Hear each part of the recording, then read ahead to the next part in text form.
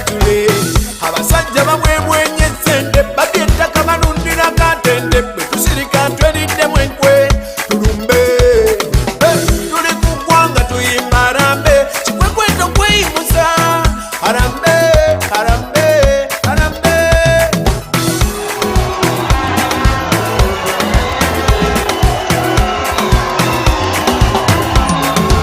amakulu gatwekende analwanyisa abali b'enguzi mu malwaliro temuli ddagala obubbi bw'ettaka obusozoze Kapalaga Baibe, nikwenda Kyagulanyi.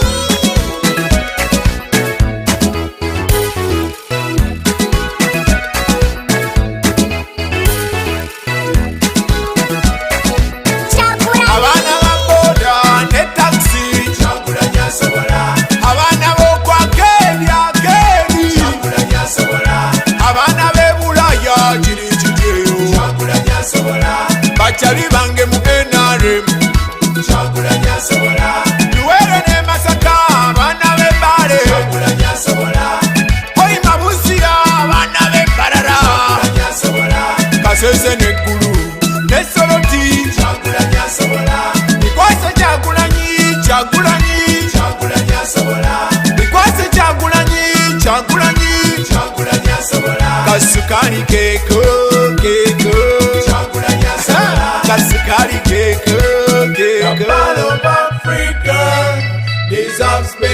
byonna bikwase Kyagulanyi ng'akabonero manvuuli era buli w'olaba mbuleera oba manvuuli tikinga.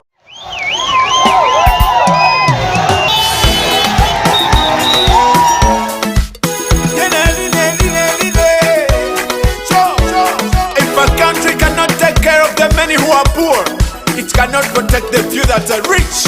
This message comes from us the poor. To the rich, you're not safe. The fall of Africa deserves better. Need to be together. Harambe. The fall of Africa deserves better. Need to be together. Harambe. Fall of Africa, buli mukuza abeeranga mini. Kuva eri ku mulembe gwa Queen, tewali kukyusa kwa manyi. Kati mbuuza tuli ku wani. Ansenye mu Kyagulanyi. Abavubuka twekende. Wagire Bobi. Analwanyisa abali b'enguzi. Kabere Bobi. Mu malwaliro temuli ddagala. Ngambe Bobi. Obubbi bw'ettaka obusozoze. Ngambe Bobi. Abange Kyagulanyi Kyagulanyi Kyagulanyi asobola sirimba Kyagulanyi. The fall of Africa deserves better. Need to be together. Harambe. The fall of Africa deserves better. Need to be together. Harambe. Kome ng'ova Masaka mu Mbarara oba Kiwatule eyo naawe ebikunyiga nange ebinyiga tubyatule abasajja bamwemwenye sente babyetaka banundi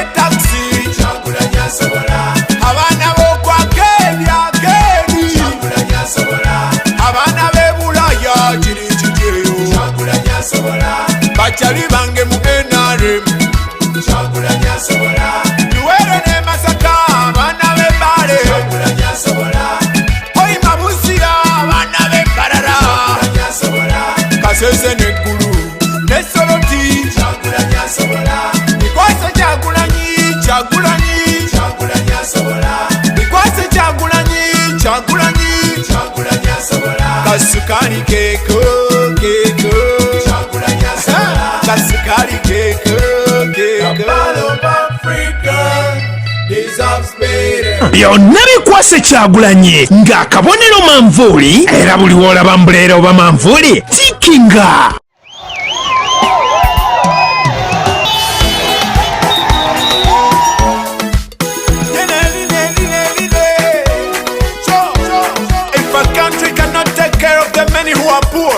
It cannot protect the few that are rich. This message comes from us the poor. To the rich, you're not safe. The part of Africa deserves better. We need to be together. The part of Africa deserves better. We need to be together. Part of Africa, buli mufuza abeeranga mini. Kubeeri ku mulembe gwa kwini. Wali kukyusa kwa manyi. Kati mbuuza tuli kuwani. Ansenye mu Kyagulanyi. Amavubu katwekende. Wagire Bobi. Analwanyisa abali b'enguzi. Kabere Bobi. Mu malwaliro temuli ddagala. Eyangambe Bobi. Obubbi bw'ettaka obusosoze. Eyangambe Bobi.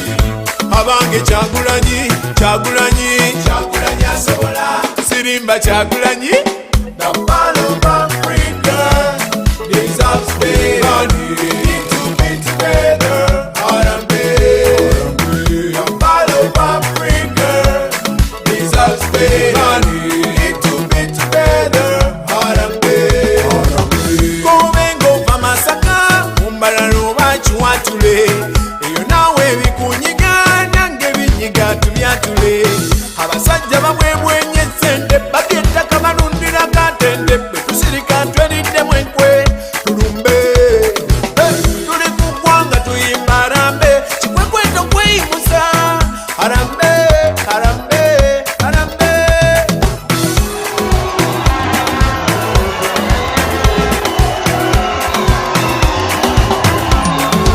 Amakulu gatwekende. Analwanyisa abali b'enguzi. Mu malwaliro temuli ddagala. Obubbi bw'ettaka obusosoze. Ai mambe Kapalaga Baibe, nikwenda Kyagulanyi.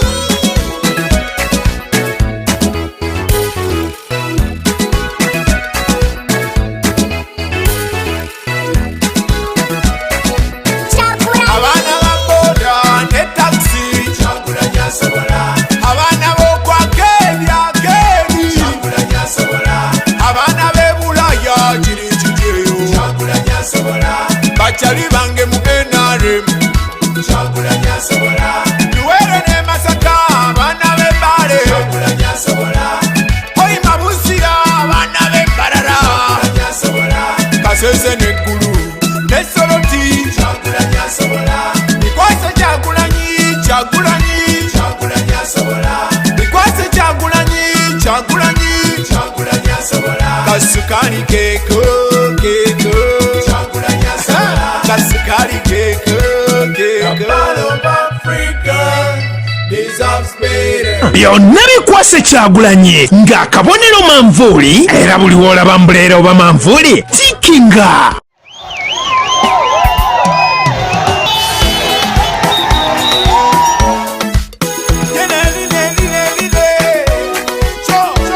If a country cannot take care of the many who are poor, it cannot protect the few that are rich. This message comes from us the poor. To the rich, you're not safe. The part of Africa deserves better. We need to be together. The part of Africa deserves better. We need to be together. Part of Africa, buli mufuza abeeranga mini. Kubeeri ku mulembe gwa kwini. Tewali kukyusa kwa manyi. Kati mbuuza tuli kuwani. Ansenye mu Kyagulanyi. Amavubu katwekende. Wagire Bobi. Analwanyisa abali b'enguzi. Kabere Bobi. Mu malwaliro temuli ddagala. Eyangambe Bobi. Obubbi bw'ettaka bw'ettaka obusosoze abange Kyagulanyi Kyagulanyi Kyagulanyi asobola sirimba Kyagulanyi the man of Africa deserves better. Need to be together, Harambe. The man of Africa deserves better. Need to be together, Harambe. Kubengo vamasaka umbalalo bachiwatule eyo nawe bikunyiga nange binyiga tubyatule abasajja babwebwenye sente babyettaka balundira katende betusirika tweridde mwenkwe tulumbe tuli ku ggwanga tuyimba Harambe kikwekweto kweyimusa Harambe Harambe Harambe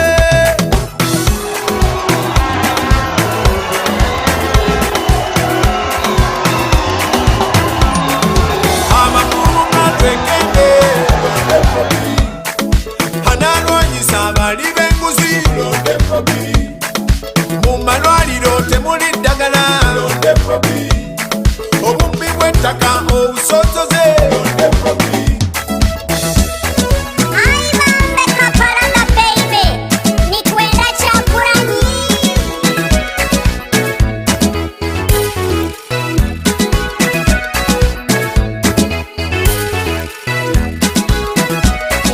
Kyagulanyi. abaana ba boda ne taxi Kyagulanyi asobola abaana b'okwaka ebyageri Kyagulanyi asobola abaana b'e Bulaya kiri kijeyo Kyagulanyi asobola bakyali bange mu NRM Kyagulanyi asobola Luwero ne Masaka abaana b'e Mbale Kyagulanyi asobola Hoima Busira abaana b'e Mbarara Kyagulanyi asobola Kasese n'eggulu ne Soroti Kyagulanyi asobola bikwase Kyagulanyi Kyagulanyi Kyagulanyi asobola bikwase Kyagulanyi Kyagulanyi Kyagulanyi asobola kasukali keeko keeko Kyagulanyi asobola kasukali keeko keeko the man of Africa deserves better. byonna bikwase Kyagulanyi ng'akabonero manvuuli era buli w'olaba mbuleera oba manvuuli tikinga.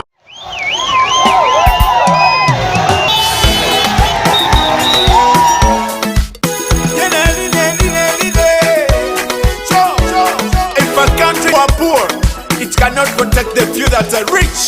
This message comes from us the poor. To the rich, you're not safe. The man of Africa deserves better. Need to be together, Harambe. The man of Africa deserves better. Need to be together, Harambe. Man of Africa, buli kufuza beera nga mini kuva eri ku mulembe gwa kwini tewali kukyusa kwa manyi kati mbuuza tuli kuwani ansenye mu Kyagulanyi amabumu katwekende wagire Bobi analwanyisa abali b'enguzi kabere Bobi mu malwaliro temuli ddagala obubbi bw'ettaka obusosoze abange Kyagulanyi Kyagulanyi Kyagulanyi asobola sirimba Kyagulanyi the man of Africa deserves better. Need to be together, Harambe. The man of Africa deserves better. Need to be together, Harambe. Kubengo vamasaka umbalalo bachiwatule eyo nawe bikunyiga nange binyiga tubyatule abasajja babwebwenye sente babyettaka balundira katende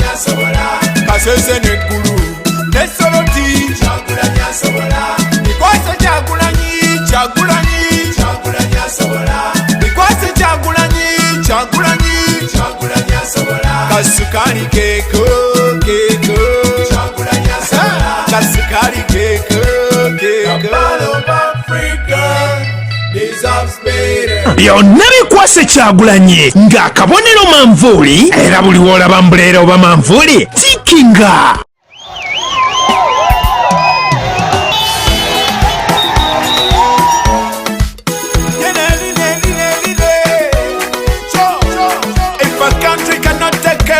Who are poor, it cannot protect the few that are rich. This message comes from us the poor. To the rich, you're not safe. The Ball of Africa deserves better. Need to be together, Harambe. The Ball of Africa deserves better. Need to be together, Harambe. Ball of Africa, buli mufuza abeeranga mini kubeeri ku mulembe gwa kwini tewali kukyusa kwa manyi kati mbuuza tuli kuwani ansenye mu Kyagulanyi abavubuka twekende wagire Bobi analwanyisa abali b'enguzi kabere Bobi mu malwaliro temuli ddagala obubbi bw'ettaka obusotoze abange Kyagulanyi Kyagulanyi Kyagulanyi Asobola sirimba Kyagulanyi. The Ball of Africa deserves better. Need to be together, Harambe. The Ball of Africa deserves better. Need to be together, Harambe. Kubengo va Masaka mumbalalo bakiwatule eyo naawe bikunyiga nange binyiga tubyatule abasajja bamwebwenye sente bagettaka banundira katende bwe tusirika tweriddemu enkwe tulumbe tuli ku ggwanga tuyimba Harambe kikwekweto kweyimusa Harambe Harambe Harambe.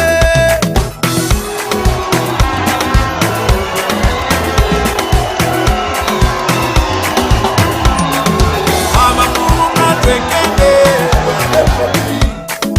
analwanyisa abali b'enguzi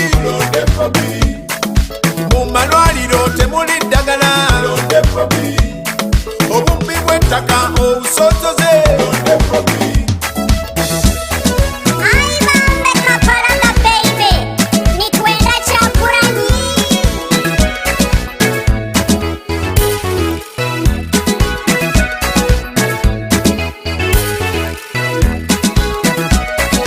Kyagulanyi. abaana ba boda ne taxi Kyagulanyi Asobola abaana b'okwakeeryakeeri Kyagulanyi Asobola abaana b'e Bulaya kiri kiteero Kyagulanyi Asobola bakyali bange mu NRM Kyagulanyi Asobola Luwero ne Masaka abaana b'e Mbale Kyagulanyi Asobola Hoyi Mabusira abaana b'e Mbarara Kyagulanyi Asobola Kasese n'eggulu ne Soroti Kyagulanyi Asobola bikwase Kyagulanyi Kyagulanyi Kyagulanyi Asobola bikwase Kyagulanyi Kyagulanyi Kyagulanyi Asobola Kasikari keko keko Kyagulanyi Asobola Kasikari keko bikwase Kyagulanyi ng'akabonero manvuuli era buli w'olaba mbuleera oba manvuuli tikinga.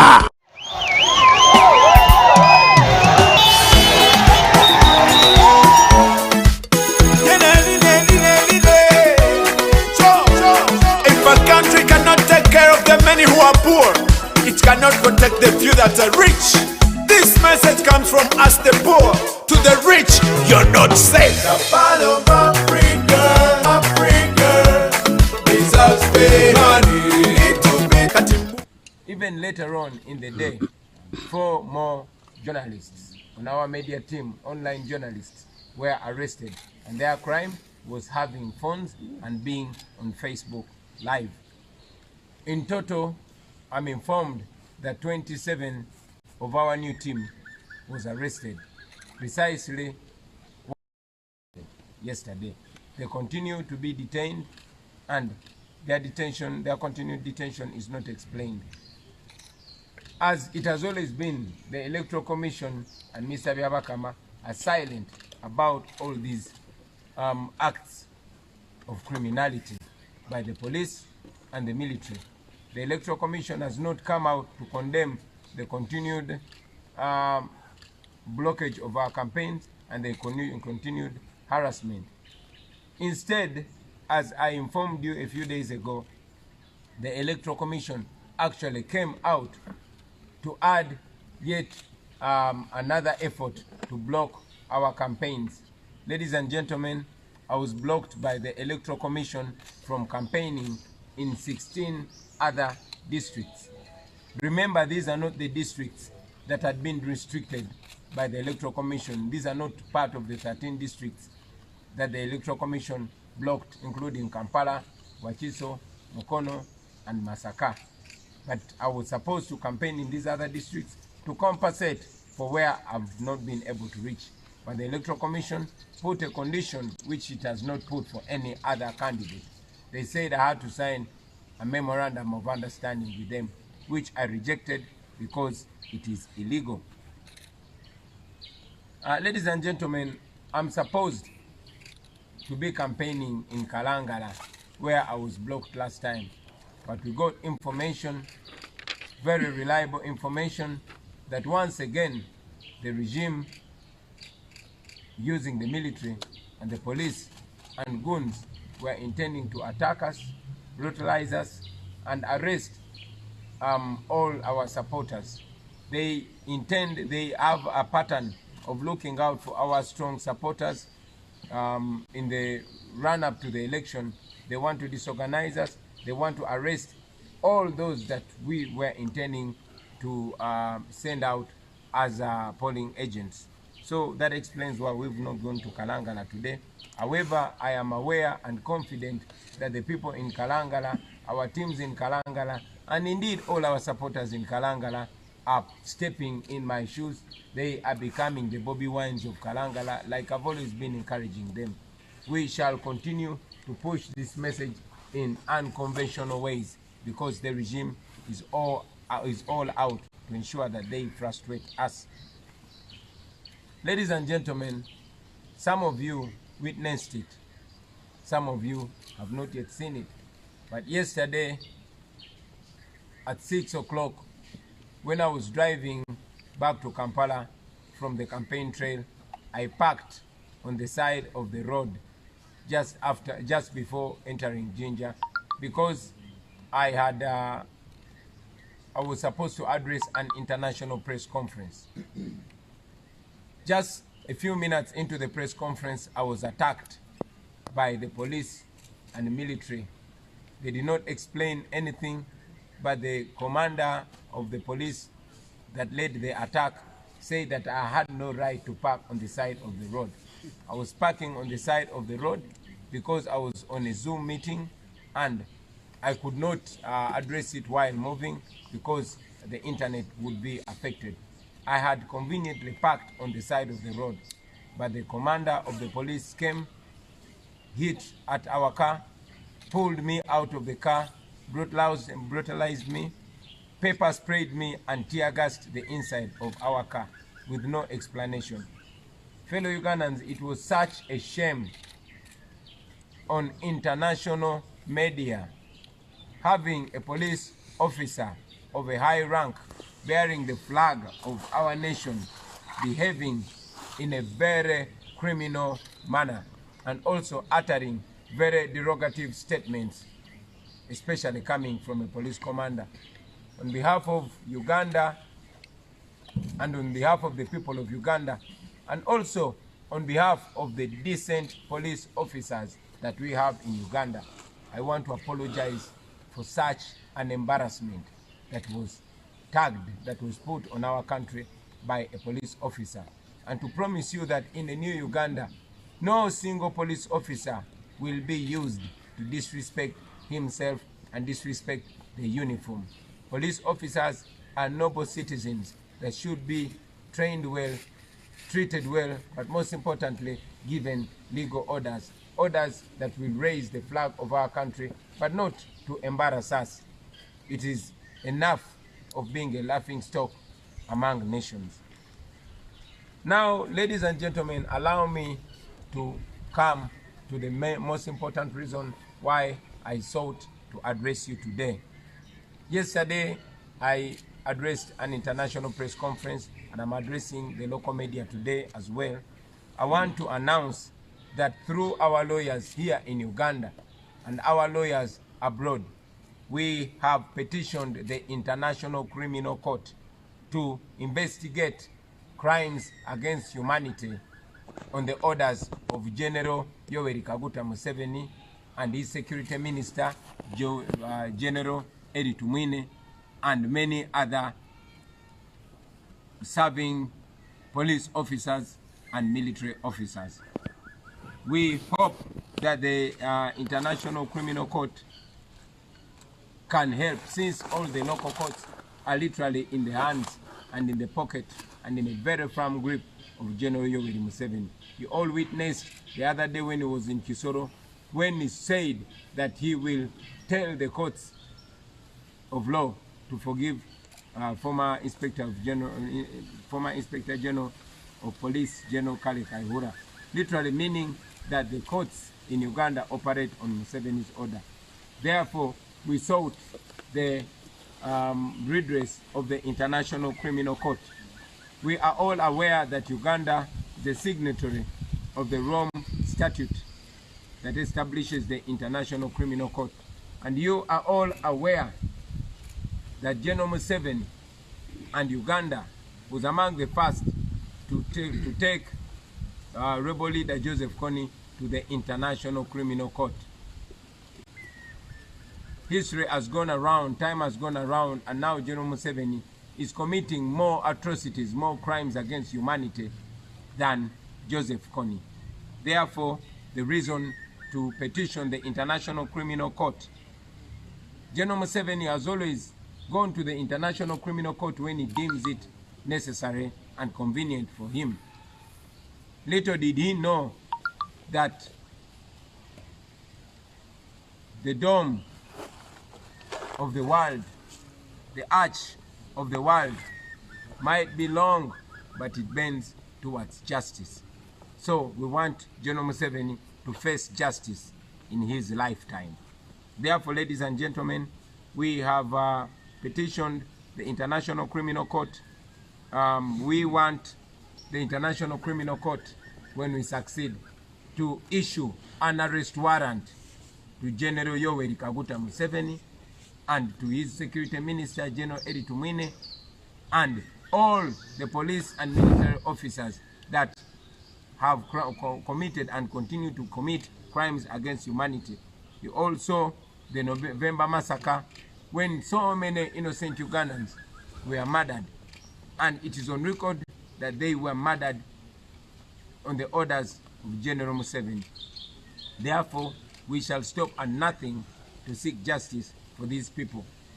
We want the International Criminal Court to encircle the travels of General Museveni so that he cannot travel outside Uganda, and he should be arrested and presented to the International Criminal Court.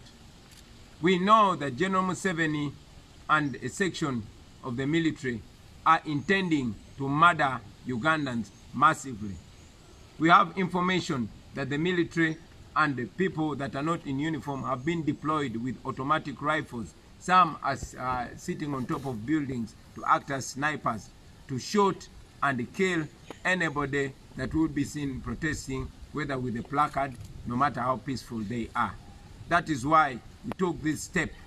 We know the world is watching Uganda, and we have encouraged Ugandans to use their cameras to gather as much evidence. We already have enough evidence to indict General Museveni in the International Criminal Court, but we want more evidence. And like it is said, never interrupt your enemy when they are making a disastrous mistake. Because General Museveni is the enemy of Uganda, we are giving him enough chance to make as many mistakes. We are gathering the evidence. I thank you very much, ladies and gentlemen. Before I take any questions, kambyogere mu Luganda. Olwa Sematimba bwegiye. N'abalala.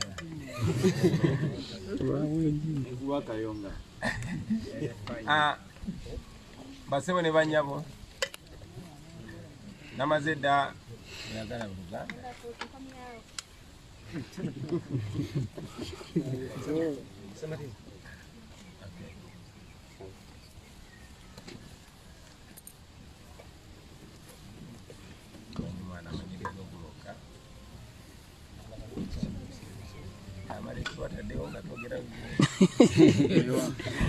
ateekawo Luganda. Basebo ne banyabo tusose kubetondera olw'okulwayo okujja nina eddakiika z'empisizaawo kubudde bwetwalaganye okwogerako nammwe nsaba mutusaasire olw'ekyo. Mbebaza nnyo olw'okujja ne mutuluwuliriza n'okutuyamba okwongerayo eddoboozi lyaffe eri bannayuganda n'ensi yonna.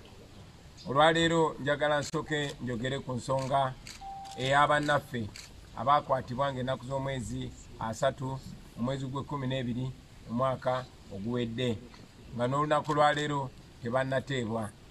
47 bokka ku bantu abasukka mu 126 abakwatibwa be bayimbuddwa mu kkomera newankubadde ng'ekkooti yabadde yalagira dda bayimbulwe.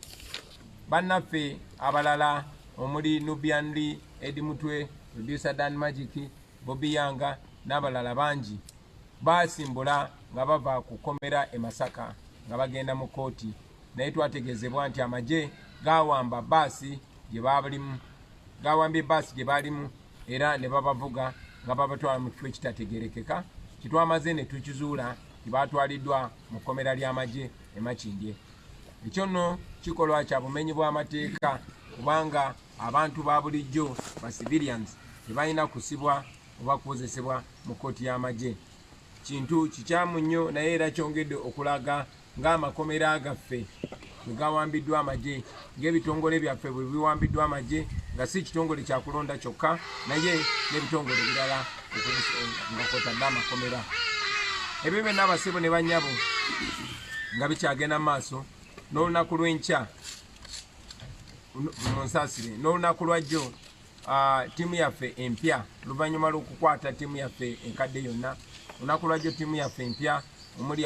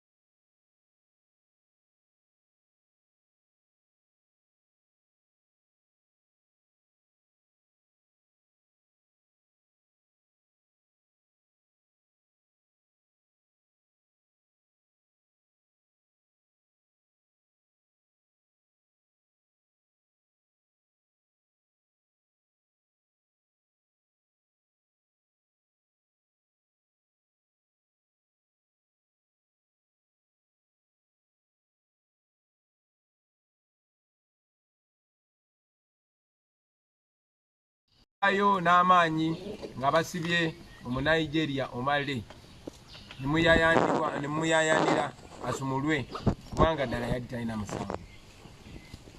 Okuva ng'ennaku z'omwezi 3 Nubianli muyimbi munaffe, Dan Magic producer waffe ne bannaffe bannabitone abalala bakwatibwa ne basibibwa nga tebalina musango. Tulabye akasirikiriro kangi. Njagala okwebaza abo abasitudde amaloboozi gaabwe naye njagala n'okubasaba mwenna bannaye ffe ba artist, ffe ba talent people, ffe ba creatives tulina eddoboozi ddene nnyo. Muveeyo mubanje eddembe lya munnammwe kubanga obutali bwenkanya bubeera mu kifo ekimu kiba kyabulabe nnyo kuba kiba kisoboka obutali bwenkanya obwo okusaasaana. Muveeyo mwogere ku mbeera eri mu ggwanga, mwogere ku bannammwe abatulugunyizibwa. Nubyaniri tetumanyi kye balimu kola kati mukomera ery'amagye, nenze gwe basibirayo manyi kye bakola abantu. Era kyanaku nnyo okulaba nga bannabitone bonna basirise. Baganda bange, olwaleero mbadde nnyina okubeera e Kalangala, naye nga bwe muze mulaba poliisi n'amagye bwe beeyisa, twafunye information, twategeezeddwa nti baadde bateeseteese obulabe si kunze nzekka ne ku bannange b'entambula nabo ne ku abo bannaffe abali mu bitundu ebyo eby'e Kalangala. So ne tusalawo oluvannyuma lw'okwogera ne bannange tuleme kuteeka abo bantu mu balabe, ate tuleme balaga bano abalabe ba Uganda, baleme kumanya ani akulembera bano, ani akola ki. Naye era mmanyi nti obubaka bwange butuuka ku bantu b'e Kalangala bonna. Njagala obbasaba mutwale obukulembeze, mutwale obuvunaanyizibwa. Nga bwe nze nga mbagamba nti buli omu asobola okufuuka Kyagulanyi, kano ke kaseera kuba tusigazaayo ennaku 6 zokka.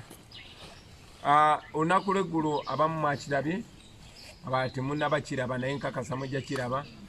Bwe nabadde nga njogerako eri bannamawulire okwetooloola ensi yonna, nga ndi ku luguudo olw'ejjinja oluva eyiganga okudda e Kampala, napaakinze emmotoka ku mabbali g'ekkubo kubanga meeting gye twawadde nayo yabadde ku Zoom, ate nga bwe ngenda maaso nga njogera bwe nvuga nga empewo eyonoona netiwaaka.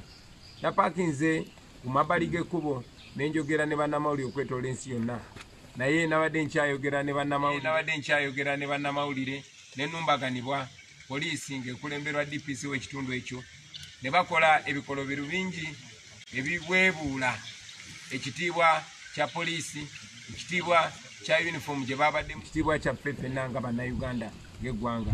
Kyabadde kya nnaku nnyo, n'era kyayongedde okwoleka embeera gye tutambuliramu n'embeera ey'abo abalina okuba abakuumaddembe gye beeyisaamu. Gye nabadde njogerako olunaku lwajjo n'abannamawulire okwetoola eggwanga lyonna ensi yonna, kyenjagala okusimbako esiira olunaku lwaleero. Bannayuganda bannange, njagala obbategeeza nti okuyita mu bannamateeka abaffe wano ne bannamateeka baffe okwetoola ensi yonna, twatutte omusango mu kooti y'ensi yonna, era ne tusaba prosecutor wa International Criminal Court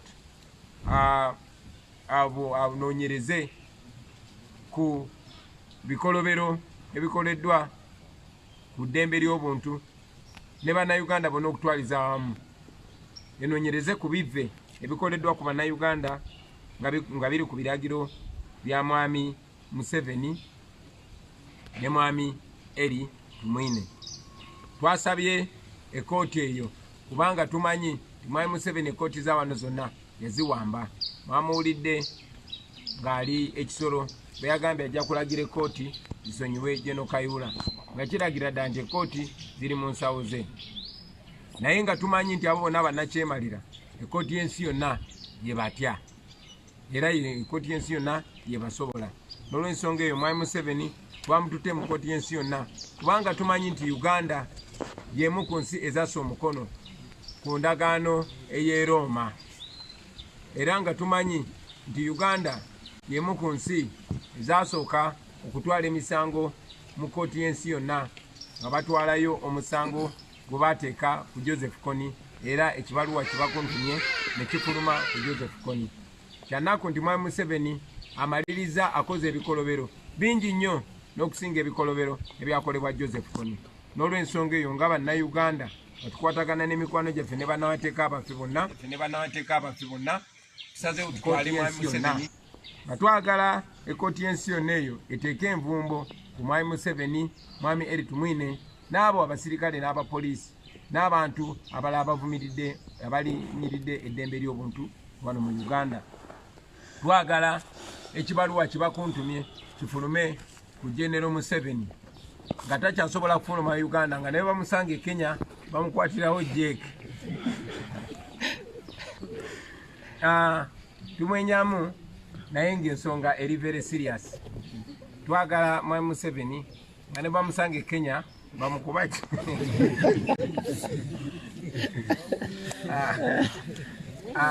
bannange tetwesiima nakyo wano mu Uganda nti ne bwe tubeera tuli mu nnaku y'amaanyi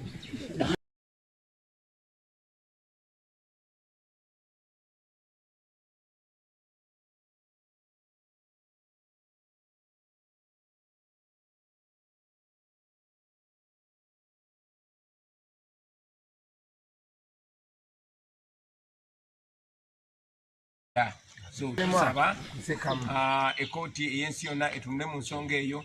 Tumanyi nti Mwai Museveni ategeka kutta bantu,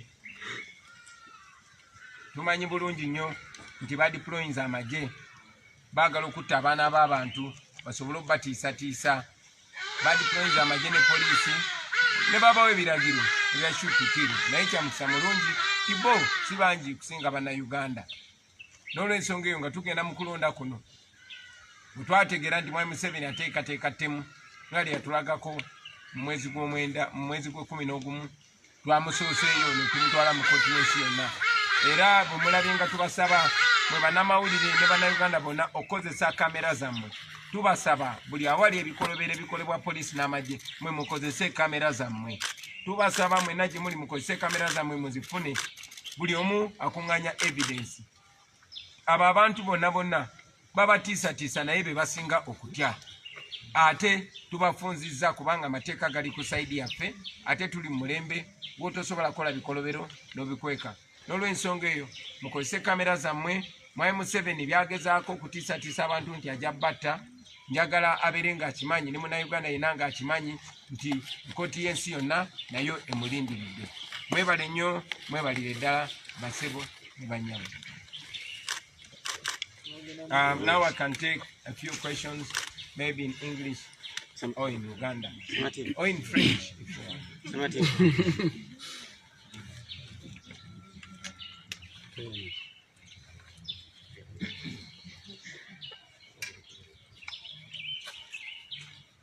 Yes, sir.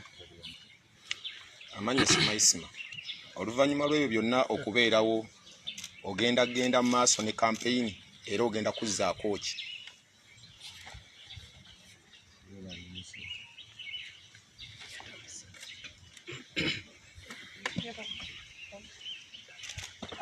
What confirmation do you have that Eddie and Nubian, etc., are going to be tried by military court?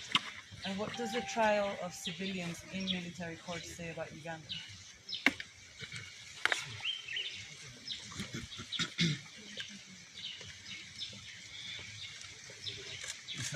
Yes, my question is in relation to the ICC petition. In the list you mentioned General Museveni and General Tumini. Do you have a number of other people mentioned in that petition? And then lastly, it is not the first time Ugandans are mentioning ICC should come for President Museveni. But how different is this petition from the rest of the petitions, like the one of Kasese, among others?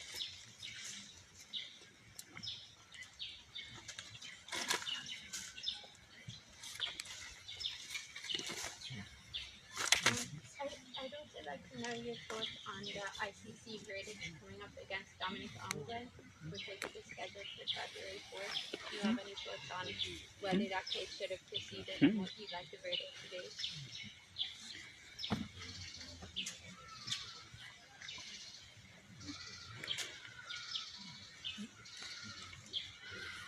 Thank you very much. Maybe I'll answer those first.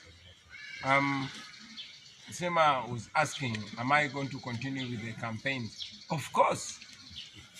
Of course we are going to continue with the campaigns. When we started the campaigns, I was arrested on the first day. In fact, even before campaigns began, I was arrested on nomination day. Up to now, no explanation has been given. But we told you that we are not going to work by their terms. We are going to work by the terms of the law. Of course, it is legal for me to go out there. But again, there's no rule of law in Uganda. The police and the military do not respect the law. They arrest, maim, tear gas, and even murder with impunity. and they have always gotten away with it, at least so far.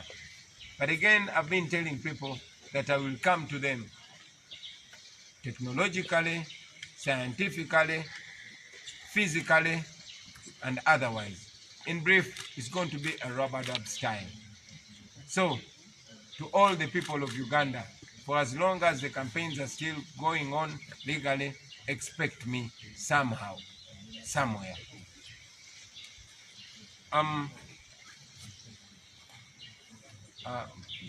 I was also asked my confirmation about Nubian Lee and Eddie Mutwe being in military court. We were informed by our lawyers who confirmed that indeed the bus that was diverted by the military when it was coming from Masaka prison to court, it was driven forcefully to Makindye military prison, and that is exactly where they are being held. Of course, according to our laws, civilians are not supposed to be tried in military courts. But again, like I've said, Uganda is not governed in accordance with the law. That is why General Museveni can order mass murders. That is why the Electoral Commission can take the responsibility of the Ministry of Health. That is why the military and the police take over an election, which is a responsibility of the Electoral Commission. That is why you find the victim being blamed by the Electoral Commission. That is Uganda. Welcome to Uganda. But I hope by the time you leave, we leave behind a new Uganda. You're not leaving. I would love. You will enjoy a new Uganda. You'll have no reason to leave. I was also asked that General Museveni and General Eddie Tumwine are mentioned. Who else is mentioned? Quite a number of human rights abusers. And in a few moments, I will share the list of names. But again, there's also a big document that was released by our lawyers. I will be sharing that document with the media so you can get a whole list of the human rights abusers. And allow me to also add that many more will be added. So to all those that are holding guns, that are occupying positions of authority, make no mistake, everything that you are doing, you will